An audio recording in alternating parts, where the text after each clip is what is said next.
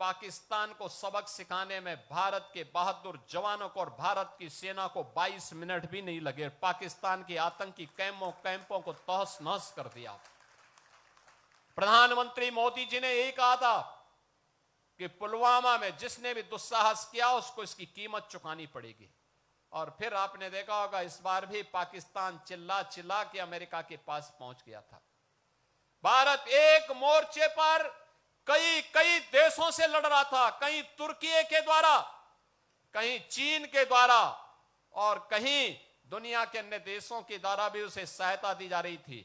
लेकिन उस सब के बावजूद भारत की बहादुर सेना के सामने पाकिस्तान की एक नहीं चली और अंततः उसको समर्पण करने के लिए मजबूर होना पड़ा था, ये बहादुर सैनिकों के नाते।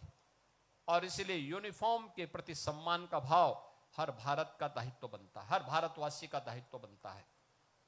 एक तरफ यह सम्मान का भाव, दूसरी तरफ अगर हमें विकसित भारत के सपने को साकार करना है तो उन षड्यंत्रों से हमें हमेशा सावधान होना होगा जो षड्यंत्र हमें बांटने का काम कर रहे हैं, जाति के नाम पर, क्षेत्र के नाम पर, भाषा के नाम पर। याद रखना, बल, बुद्धि और विद्या में भारत कभी इतिहास के किसी भी कालखंड में कभी कमजोर नहीं रहा, कभी कमजोर नहीं रहा। किसी बात की कोई कमी भारत के अंदर कभी नहीं थी।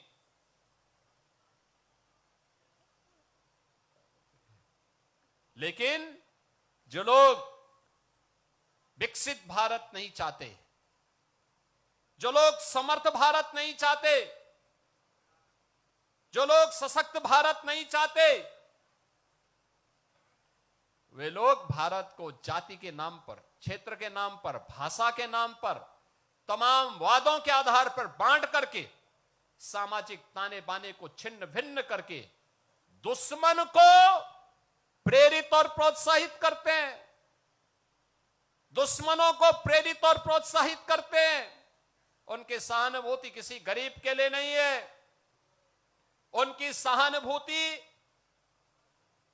देश के लिए नहीं है, उनकी सहानुभूति उन लोगों के प्रति होती है जो घुसपैठिए के रूप में भारत के नागरिकों के हक पर डकैती डालने का काम कर रहे हैं। ये दृश्य आज देख रहे होंगे, ये दृश्य आज भी आप देख रहे होंगे। भारत के नागरिक को मताधिकार, संविधान प्रदत्त यह अधिकार प्राप्त हो, यह उनकी चिंता नहीं, लेकिन एक घुसपैठिए को प्राप्त हो, यह उनकी चिंता है। और ये वही लोग हैं जब सत्ता में आते हैं परिवारवाद चलाते हैं और जातिवाद का सहारा लेकर के सामाजिक ताने बाने को छिन्न भिन्न करने का काम भी करते हैं।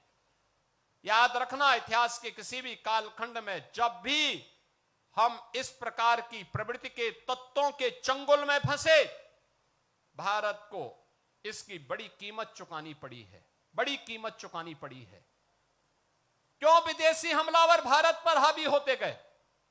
ऐसा नहीं कि हमारे पास योद्धाओं की कमी रही हो, हमारे पास बल या बुद्धि या वैभव की कमी किसी स्तर पर रही हो। भारत गुलाम हुआ इसलिए क्योंकि एक ऐसी उस समय कुछ ऐसी ताकतें थी जो बांट रही थी, जैसे आज कुछ राजनीतिक दल फिर बांटने का काम कर रहे हैं। ये विभाजन हमारी कमजोरी का कारण था, इस विभाजन से फिर से बचने की आवश्यकता है। एक भारत श्रेष्ठ भारत के रूप में हमें एक समर्थ और सशक्त भारत के लिए, एक आत्मनिर्भर और विकसित भारत की संकल्पना को साकार करने के लिए आगे बढ़ना होगा, एकजुट होना होगा।